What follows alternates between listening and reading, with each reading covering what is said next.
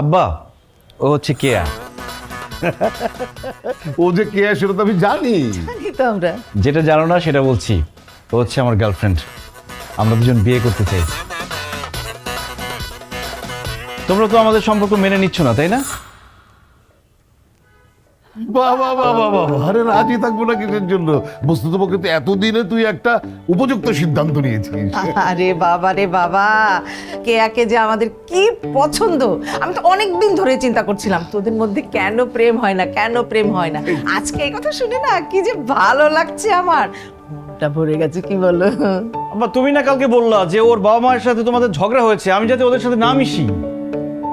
আরে বাবারে, এটা তো ওই সময়ের ঘটনা, ওটা এখন ধরে রাখলে হবে? তাছাড়া পাশাপাশি আমরা এতগুলো বছর ধরে আছি, মাঝে মধ্যে ঝগড়া না হলে না বোরিং হয়ে যাই। অসুবিধা নেই, যেহেতু তোরা বিয়ে করবি এখন, তাহলে আমি কালকেই ঝগড়া মিটিয়ে ফেলবো। পরশুদিন আমরা একসাথে হাসতে হাসতে বাজারে চলে যাবো। এত বড় ধোকা আমার সাথে। এই বিয়ের ব্যাপারে কি বলতেছিস? হ্যাঁ, চিন্তা কি আছে? তোদের সম্পর্ক তো আমি মেনে নিয়েছি। আমি মানি না।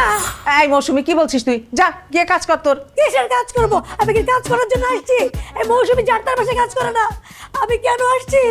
আমার সাথে ধোকা হয়েছে, অনেক বড় ধোকা। ছি, যেমন ফালতু বাপ না তেমন তার ফালতু ছেলে। এই কি বলছিস এসব তুই? এই তোর মাথা পাগল হয়ে গেছে। এই ওর মাথা কি খারাপ হয়ে গেছে? এই কি বললি তুই? কি আশ্চর্য! আশ্চর্য! মাথাটা তো খারাপ হয়ে গেছে নাকি? ওর কি বলতেছে উল্টা পাল্টা? এই কি এই তুই এই জায়গায় কি করস? তোর সারা বাড়িতে খুঁজে আমি পাইতাছি না। তুই জানিস না এগুলো আমার লগে ঝগড়া হয়েছে, তাও এগো বাড়িতে আয় বলিস। জাহির, ঝগড়াঝাটির দিন শেষ, ভালোবাসার বাংলাদেশ। অনেক বড় একটা সুখবর আছে। আমি অবশ্য এখনই তোমাদের বাসায় যেতাম ওই বিয়ের প্রস্তাব নিয়ে। বিয়ের প্রস্তাব মানে?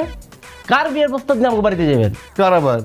কেয়ার সাথে আমার ছেলে রবিনের, ওরা দুজন দুজনকে ভালোবাসে। পাগল পাইছিলাম করে?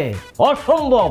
এরকম একটা ফালতু পোলার সাথে আমার বোনটা আমি জীবনে বিয়ে দিয়ে দিব না। কেন বাবা, আমার ছেলের সমস্যা কি? 2 দিন পর পর গার্লফ্রেন্ড চেঞ্জ করে।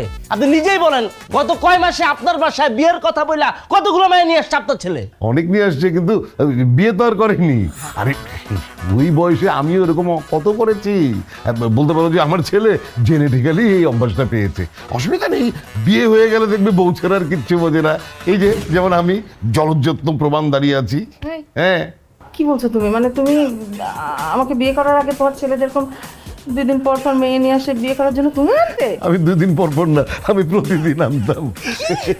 মানে তুই কি? এই আপনার চুপ করেন। এসব বুঝুক বাজুক বুঝ, আমি নিব না। আমার এক কথাই শেষ, আপনার ফালতু বলার সাথে আমার বোনটা আমি বিয়ে দেবো না। এই যে দেয়, তুমি ওদের বিয়েতে ভেটো দেবার কে? হ্যাঁ, যদি কোনো কিছু বলার থাকে তাহলে তোমার বাবা মা বলবে। তুমি কে আর বড় ভাই হতে পারো, কিন্তু তুমি আমাদের কাছে একদম জেদা একটা বাচ্চা। আমার বাসায় আমার কথা শেষ কথা। ওরে বাবা, বড়গিরি দেখাচ্ছ তুমি আমার সাথে না? তুমি জন্মই তো নিলে সেদিন, তুমি ভুলে গেছো আমার কোলে কতদিন তুমি মানে হিসি করে দিয়েছো? ভুলে গেছো? আর সেদিনের বাচ্চা তুমি আমার সাথে এইভাবে কথা বলছো। তুমি এত বড় বেয়াদব হলে কবে? ও আমি বেয়াদব? উচিত কথা বললে না সবাই বেয়াদব হয়ে যায়। এই কে? চল।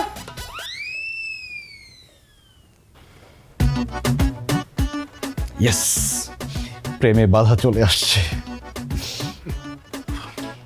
বাবা, বিয়েটা তো মনে হয় হবে না, বাধা চলে আসছে। হবে না কেন? অবশ্যই হবে।